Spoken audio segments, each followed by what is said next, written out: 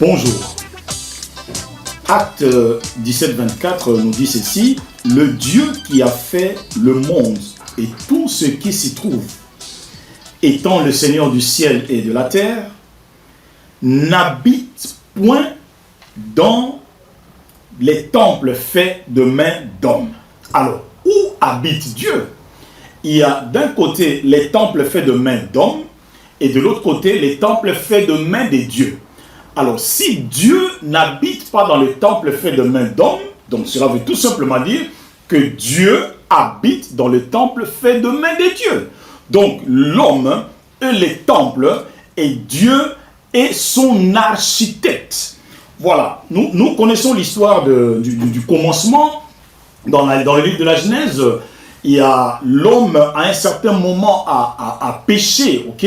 Mais avant cela, Dieu dit: faisons l'homme à notre image et selon notre ressemblance. Et Dieu créa l'homme à l'image de Dieu. Et Dieu dit encore dans Genèse 2,7, nous connaissons ce verset, la Bible dit: Dieu forma l'homme de la poussière de la terre, il souffla dans ses narines le souffle de vie, et l'homme devint une âme vivante. Dieu est esprit et va loger dans l'être humain.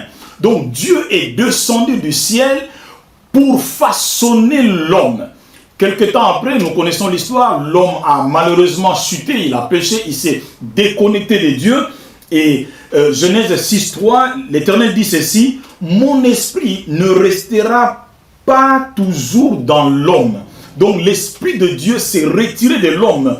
Et Dieu, dans Exode, a commencé à se manifester sur la montagne. Sous Moïse, bien sûr. Et dans Exode 25, l'Éternel dit ceci pour les enfants d'Israël, dit: ils me feront un sanctuaire et j'habiterai au milieu d'eux. Donc c'est une maison provisoire de Dieu. Il dit: vous me ferez un tabernacle. Et nous connaissons la suite. Il y a eu la nuée de Dieu qui remplissait chaque fois le tabernacle. Donc c'était le lieu même de la présence de Dieu. Dieu y demeurait. Mais voyez-vous, c'était toujours un temple ou bien un objet fait de main d'homme. Dieu continue à être à la recherche de son endroit, de son lieu propice pour lui. Salomon a bâti le temple.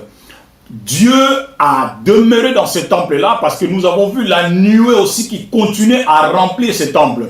Mais sous Ézéchiel, le temple a été souillé, donc tout a été perdu. La présence de Dieu est allée vers les montagnes. Et quelque temps après, la Bible nous dit ceci dans Ézéchiel 10, 18, où nous allons le lire pour nous.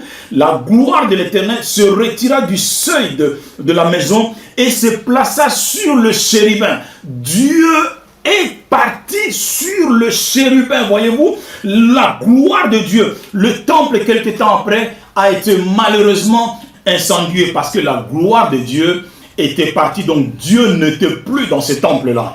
Et voyez-vous, quelque temps après, Dieu a dépêché un messager, le précurseur, nommé Jean le Baptiste. Il a un jour, il était en plein ministère. Oh, j'aime beaucoup cette histoire. Il était en train de baptiser. Et il a donné un témoignage. Il dit: je ne le connaissais pas, mais celui qui m'a envoyé baptiser m'a dit: celui sur qui tu verras l'Esprit descendre et se poser sur lui, c'est celui-là qui baptise du Saint-Esprit et du feu. Donc nous voyons ici la venue de celui qui est maintenant le temple de Dieu. Donc Dieu incarné dans l'homme. Et cet homme-là, c'est Jésus-Christ de Nazareth. Il est né par la vertu du Saint-Esprit. Il est loin du Saint-Esprit et de force. Il est fort, il est le Tout-Puissant. Il est conduit par l'Esprit. Cet homme-là, c'est Jésus-Christ de Nazareth.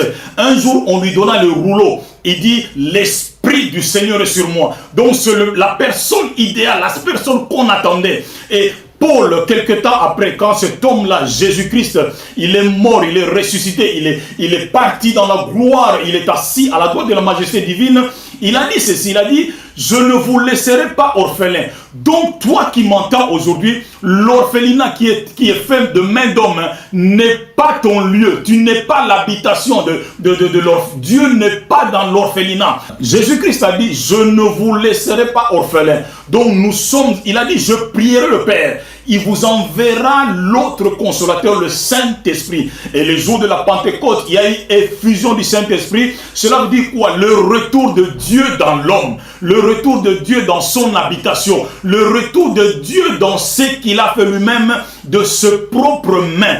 Et Paul nous le confirme dans Colossiens 2:9. Oh, j'aime beaucoup ce verset. Il dit, en lui habite tout corporellement toute la plénitude de la divinité. Donc la plénitude, donc Dieu dans un corps. Ce corps-là, c'est Jésus-Christ.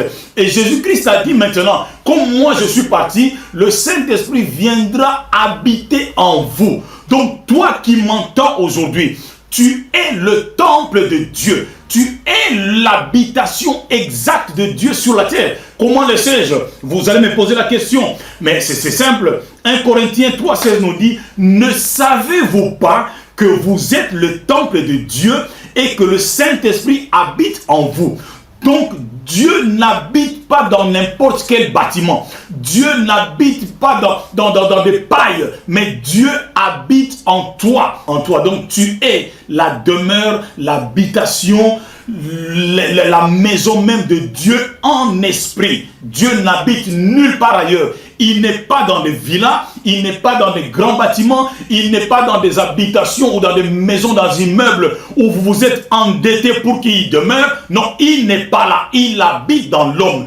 Comment oses-tu négliger l'homme qui est le temple du Saint-Esprit pour entretenir un bâtiment qui demain va prendre feu? Non, entretiens l'enfant de Dieu. Entretiens le Fils de Dieu. Entretiens celui pour qui Christ a versé son sang. Écoute-moi mon frère, ma soeur, tu n'es pas n'importe qui. Tu es la demeure de Dieu. Tu es l'habitation de Dieu. Tu es l'adresse exacte de Dieu sur la terre. Dieu ne compte que sur toi. Il ne compte pas sur ces bâtiments-là. Il ne viendra pas enlever les bâtiments, mais il viendra t'enlever toi qui m'entends aujourd'hui. À la semaine prochaine, Dieu voulant. Alléluia.